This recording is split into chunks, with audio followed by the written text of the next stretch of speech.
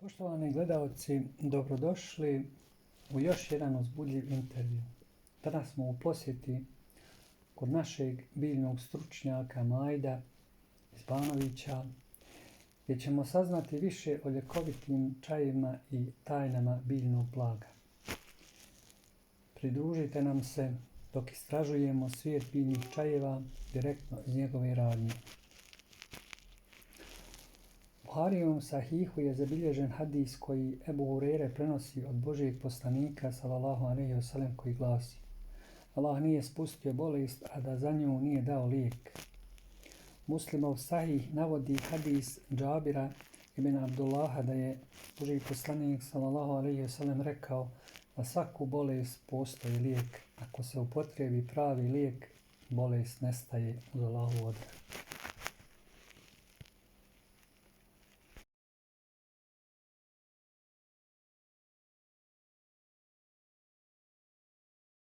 Assalamu alaikum, lijep pozdrav. Danas smo ovdje s jednom novom pričom koju vam donosimo iz Banovića.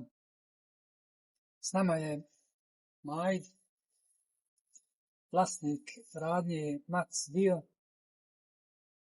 Assalamu alaikum, Majde. Alejkum selam. Hoćeš nam se malo predstaviti koliko već dugo se baviš ovim poslom? Od malena zaljubljenik u prirodu i u ljekovito bilje, ali zadnjih 4 godine bavim se i prodajom svojih proizvoda u ovoj obrtničkoj radnji koja se nalazi u Banoviću.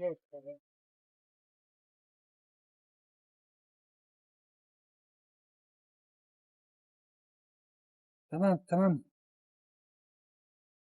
Recimo, ajde, koji je čaj najviše tražen? Trenutno je potraga najveća za čajevima koji su za snižavanje šećera i koji utiču na smanjenje masnoća u organizmu. To je čaj brekinja i miks čajeva za masnoće.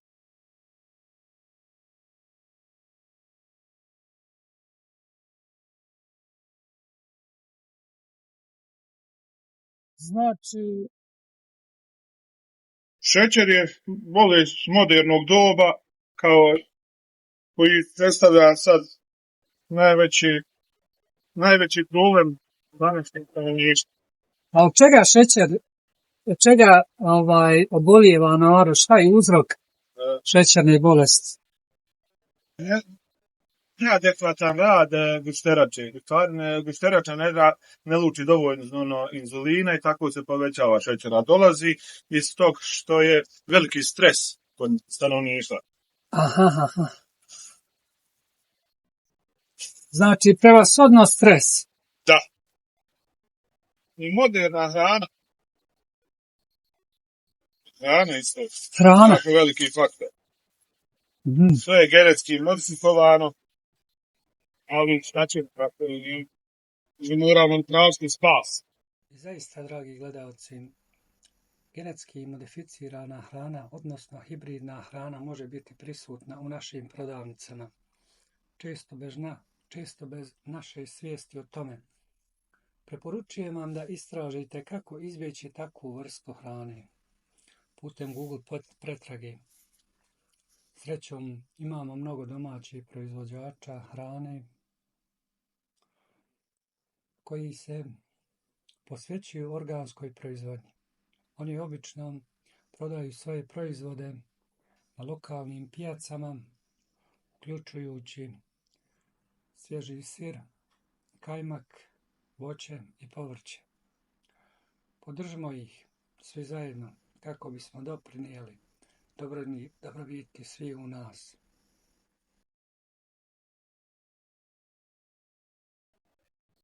A kako si došao do te ideje da se baviš čajom? Šta je te ponukalo i da...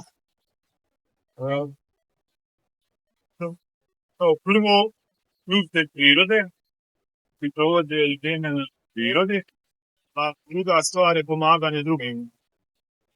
Danas moje znanje koje ja znam da imamo ljekovito bilje, tako da prenosim na svoje kupce i rješavam njihove probleme.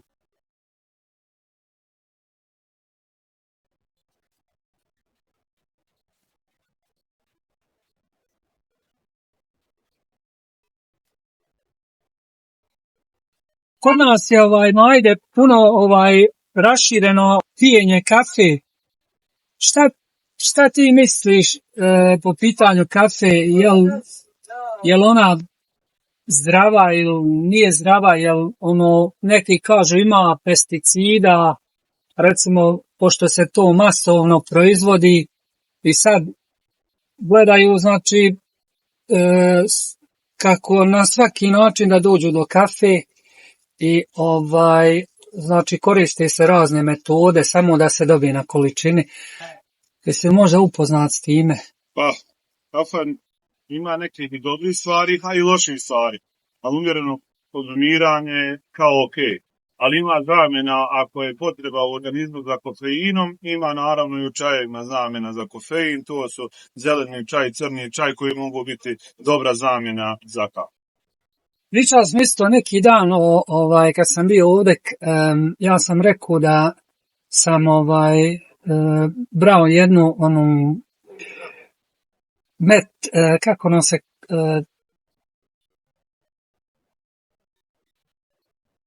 poljsku preslicu. Jest. I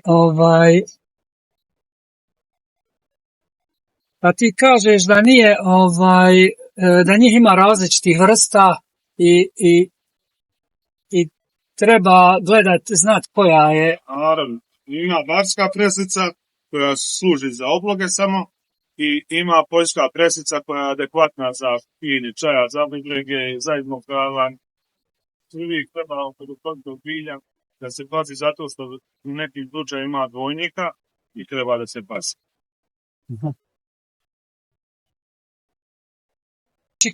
Koji je, recimo, koje su najčešće trave koje ljudi zamijene štetne, znači, a misle da su zdrave? Evo sad smo razgovarali o preslici, obje su ljekovite, ali jedna smije da se pije, druga se koristi za oblog. Tako ne smiju se koristiti trave kao što su travlja, bunika, one su otrovne. Recimo i bršljan, njegove bobice su otrovne, ali list se koristi za pravljenje čaja, za kašu. U pitanju bobica, koje bobice preporučuješ ovako sad kod nas što rađaju, koji ima zdravih? Zdrave, pa to je smreka, ima glog i hajde možemo reći šipurak nije bobica, ali je slična varijanta. Znači to su stvari koje su izrazito dobre.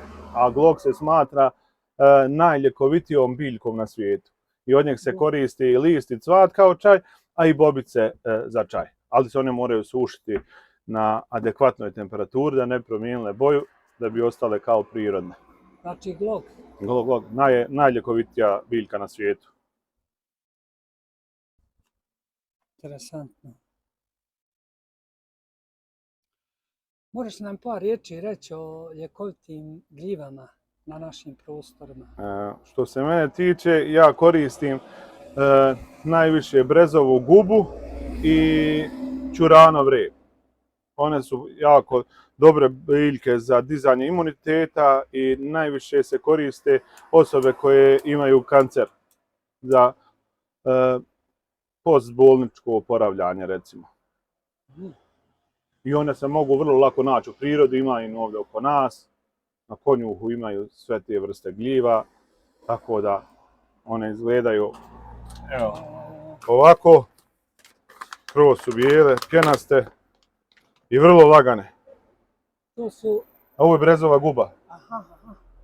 I ona je izrazito dobra. Kako se koristi? Može se koristiti kao čaj, mogu se praviti kapsule i mogu se praviti tinkture.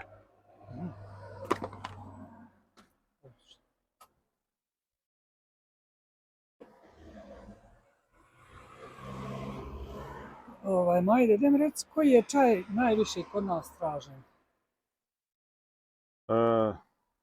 Pa recimo čaj kunice.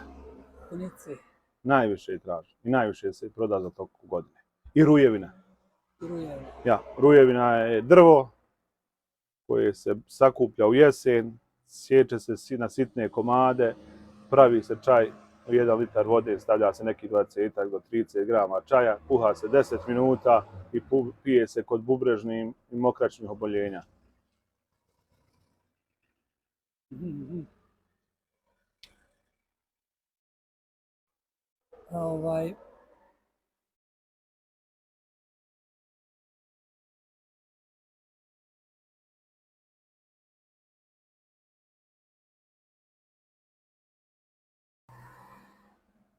Nešto, recimo, što malo naroda zna o bilju, ovako, neko tvoje zapažanje. Pa recimo, naš svijet bilje koristi samo u slučaju problema. Niko ne koristi preventivno. A bilje se treba koristiti preventivno i problem kod bilja je što bilje ne djeluje ko hemij. To je tableta da odmah prestaje bol u glavi, nek se kontinuiranim korištenjem dolazi do izlječenja samog problema, a ne samo otklanjanja trenutnog bola.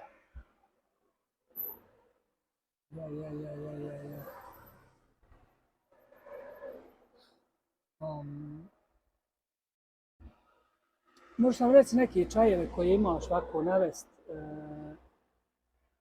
par vrsta koje ti preporučuješ za preventivu svakodnevno? Pa recimo, u ponudi mi imamo oko 200 vrsta čajeva. Čajevi preventivno treba da se piju u određenom dobu. Ako je cvat, kad cvjeta neki čaj, tad se treba da pije. U proljeće, na primjer, da ide jagorčevina i tratinčica da se koristi tako i lipa, a kad dolazi zima i teški dani, biljke koje opstaju duže, to je bršljan, to je kupina, pa i gljive koje su jesenske gljive, baš se u jesen beru, tad se trebaju koristiti kad imunitet pada tokom zime, da se te gljive koriste tad. A neki od korijena koje... Što se tiče korijena, korijen se isto po pravilima, na primjer, jako se puno koristi korijen gaveza, ali to je više za obloge, a za čišćenje organizma koristi se korijen maslačka, koji isto također treba sakupljati u toku jeseni, zato što je 30% ljekovitiji u jeseni nego u proljeće. Mada u proljeće je korijen dosta veći i krupniji, ali je zdraviji onaj jesenski. Interesantno.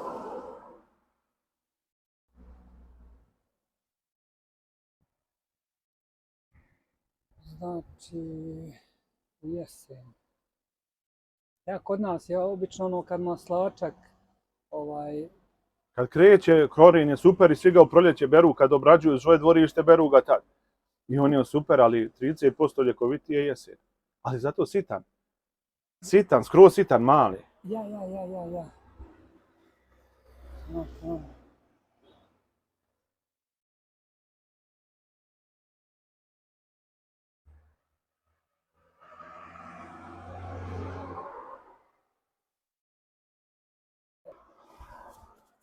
Koje su trave ovdje kod nas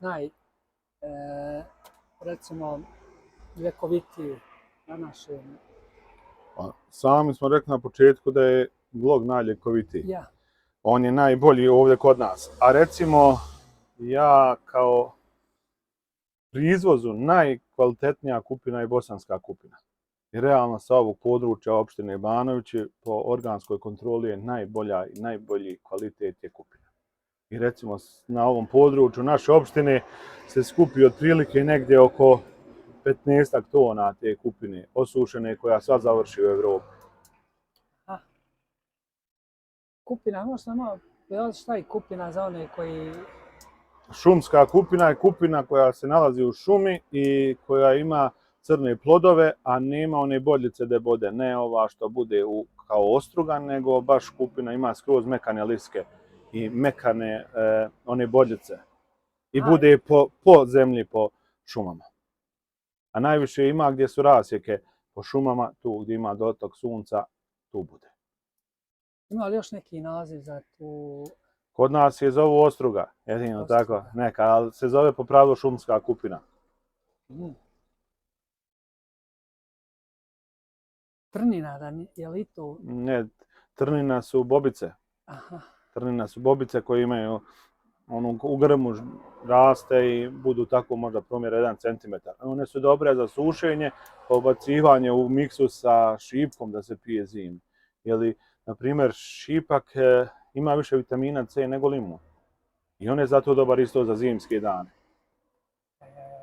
A i on isto dolazi u jesen. Zato i treba da se pije u toku zime. Pa ja sve ove, kako se kaže, trave i što prispjevaju u jesen nekako... One jesu baš zimske. Da se Eto, kupina je jedina biljka koja ostane preko zime. Naprimjer, onaj izvor hrane svim srnama i tim. Samo i oni sad imaju počumi. Ona jedina ima list. Sve je ostalo opalo. I ona čitavu zimu bude dobra i sakuplja se sve dok je mraz ne uzme pa bude crvena. Aha. To nije više za nas ljude da koristimo. U stvari ne može se takva ni prodavati, samo dok je zelen, a životinje jedu čitavu zimu. I opstaju samo na osnovu kupine.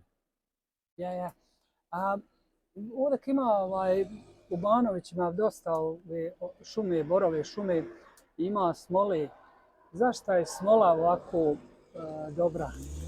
Što se tiče smole, smola se koristi od vijeka za bolove u kostima, u koljenima najviše i tako u tim nogama, ali je problem smole zato što ostaju tragovi od nje. Po organizmu i teško je se opere, ima sistem na koji se smola može preraditi, bude kao ulje ljekovito, taj proces je vrlo težak, ali može se dobiti kao tečna uljna smola. Eto tako recimo.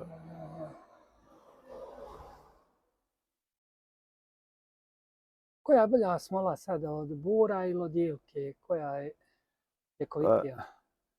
Pa kao i jelo kažu da je ljekovitija, ali sama smola, ako smola je dobra s oba dva drveta, samo načina sakupljanja, da nema taloga u njoj i načina koji se dobiva ta smola. Da nema puno kore, nego da direktno ide u posudu, da se cijedi i onda da se koristi tako bez taloga, tako da adekvatna je i jedna i druga.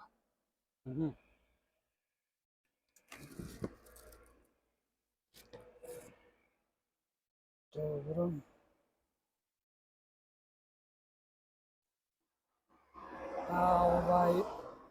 Neki isto probao sam onaj čaj sladić. On je sladak baš. Jel on ima u sebi kalorija išta ili je to samo onaj ukus? Prirodni šećer je. To je u stvari kao prirodni šećer. Bez kalorija je? Pa bez nezdravih kalorija iz našeg ovog šećera za našu upotrebu. I on se koristi kao isto antibiotik upravo tako nekako. Najviše se koristi u nekim čajnim mješavinama. U čajnim mješavinama za bubrege gdje se stvaraju infekcije, jedna od komponenti ide i čaj sladić.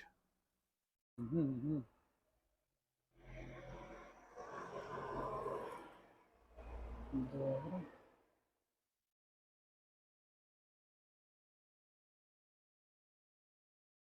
Koje tinkture sad imaš ovdje, vidim, za biljne kapi, za masnoću? U ponudi imamo negdje oko 40 vrsta tinktura različitih. Najviše se prodaju tinkture koje su za regulisanje šećera i tinktura vrbovice koju muškarci koriste za liječenje prostate. Ona bi se preventivno trebala da pije već od 45. godine. Svaki muškarac bi trebao koristiti redovno kapi od vrbovice koje su spas za prostatu. Dobro. A da mi reci, kako, na koji način, recimo, saznat koji čaj se smije miješati sa kojim? Da ne bude... To se baš mora, jel da je knjiga neka? Mora se imati sistem, dođete kod nas, mi vam napravimo čajnu mješavinu koja odgovara, koje se tolerantne trave, tako da nemate vi Ovako jedan čaj, recimo za energiju, energetski čaj, umjesto kafe, koji bi... Pa recimo crni čaj je vrlo dobar. A dobri su i naši sirupi od polena bora koji se prave i oni su isto tako za energiju, za imunitet, za bronhitis, astmu i onda imamo čak i ulja od kunice i od kantariona koji su isto jako prodavani.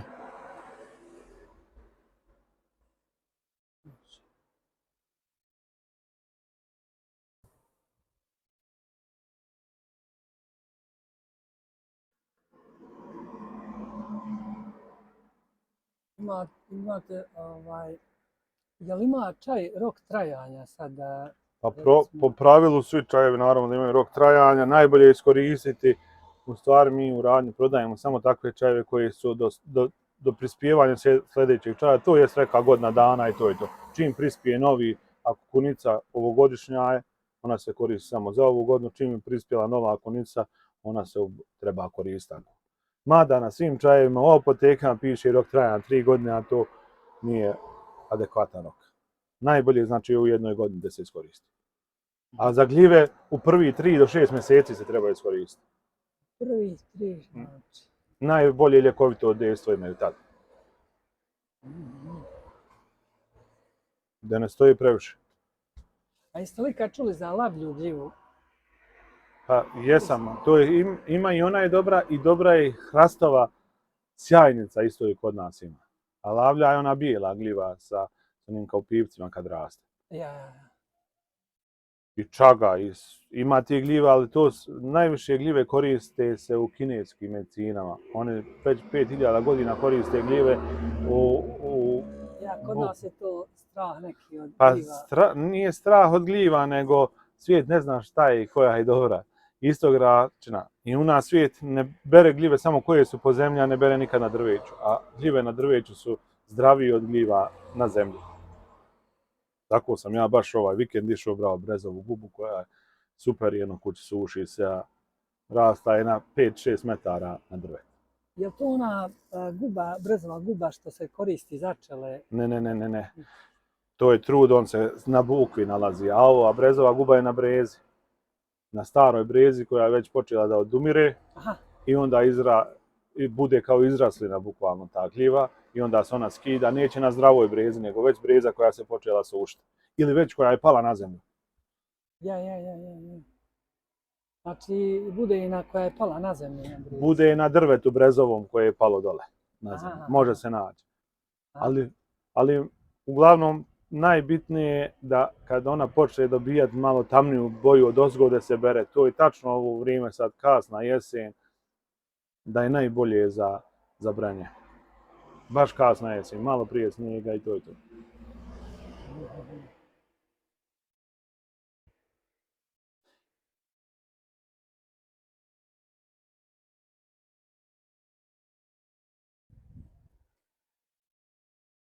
Neki čaj za smirenje, za one koji ne mogu da zaspane. Recimo, najbolji čajevi su i opet mješavina čajeva, u kojem se koristi valerijana, matičnjak, verem. I to su tako te neke biljke koje se najviše koriste za umirenje. I samim tim i spavanje. Je li ima neki čaj, recimo,